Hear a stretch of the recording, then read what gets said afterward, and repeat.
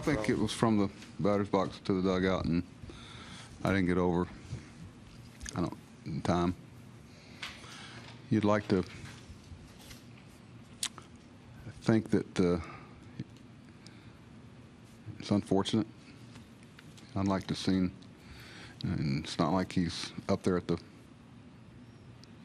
around the plate area arguing anything. He's walked away, he's in the dugout, and pitch away from moving on to the next hitter. But that was from Brian. Is that Brian or okay? What are you going to say? Yeah. It's unfortunate. I don't like it to happen. Adam doesn't. I don't know everything that was said, and other than that, I had a pretty good game behind the plate, I thought, for the number of innings and calls he made. This is one of those games where you could pull a lot of things out of it beyond just the walk-off. Mancini's catch in the top half of the inning, Manny's play at third, things like that. Which play of Manny's play at third? Those plays don't get made by the third baseman, okay? Because he makes them look so. It's the velocity he can create on the move with different arm angles. Both catchers did a great job helping putting zeros up, and Castro didn't want to pitch him tonight. He felt great today and was trying to stay away from him as much as I could. Brad and Zach each gave us 2 innings. And Yacobonis got his first win, I would hope, because I knew there was a lot of clamor in the clubhouse before I left. Them celebrating it with him, let's put it that way. You said plays that like a lot of third basemen don't make. The play to Jonathan, second base, when he came home with Pilar running, how tough of a play is that? Bobby's real good. Dickerson's real good at reading whether the guy's going or not with infield in. We try to change our depths a little bit by his read. And, Pilar's real good at that. And John might be the only second baseman that makes that play because of the arm strength. And Caleb stuck it in there because, there's a slight back door open there because you got it from that angle.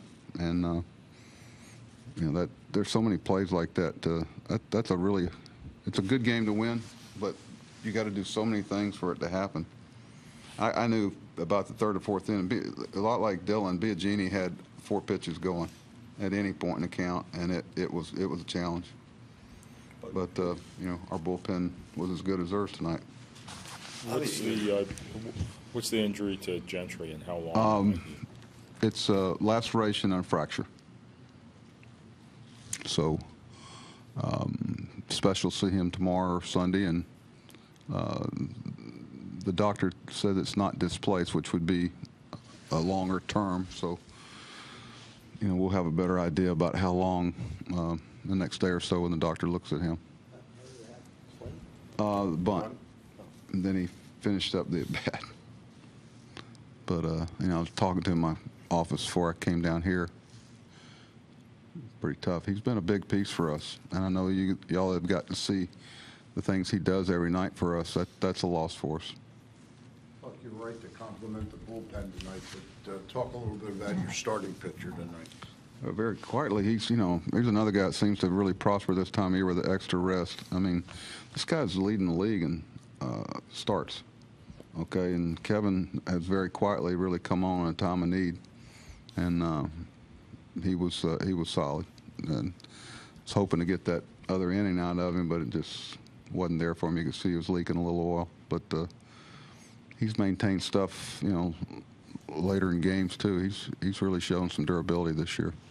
Earlier in the season, he was searching for his splitter a little bit. Just the progression that pitch has made. Is that tonight kind of an example of that? Yeah, I think so. And the command of the fastball has been so much better, and that's really what set everything else up for him. With Gentry's injury, does that make you maybe bring somebody else up that you wouldn't have otherwise? Well, it brings the 3 pitchers into play if you want to go get them that haven't been down 10 days with the Oriole rule. So, if you DL him, obviously he's not going to be able to play for the 10 days. It's just a matter of how long. But the one thing he can do is run. So you got to weigh that against it. You can, once you get the splint in there and the mitt over it, he might still be able to bring that to us in 10 days.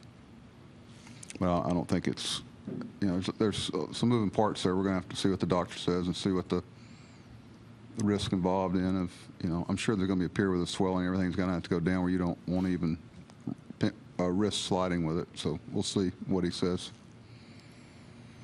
Buck did the really difficulty on Mancini's catch when that ball's hit over his head and he has really no angle. You've seen, y'all been able to watch the process of him from being first baseman. Well, we saw it in spring training, all the work. I mean, little by little. And I'm sure you watched during BP, home and away, early BP. He's out there. He wants to be good at it, and he knows what an impact. And I tell you, the last month, it's really come together for him out there. You can tell his breaks, his confidence level, getting a feel for the third deck. A lot of people miss coming to the big leagues. The depth perception on the third deck that you never have in the minor leagues is really a challenge early on. But I never, thought that he would throw and pick it up that quickly, but he has. I know this isn't for you to decide, but is it time that Jonathan's name is starting? Should be in consideration for. I was talking about it 2 months ago, if y'all remember. And he keeps doing it in pressure situations. Yeah, John just, I think there was a lot of pressure on Manny to score for John. He would never heard the end of it. But I've been talking about it, so I could use some help. He's not, and I'm talking about both sides of the ball. But, a lot of them that were shoe-ins a couple of months ago kind of might be behind him now.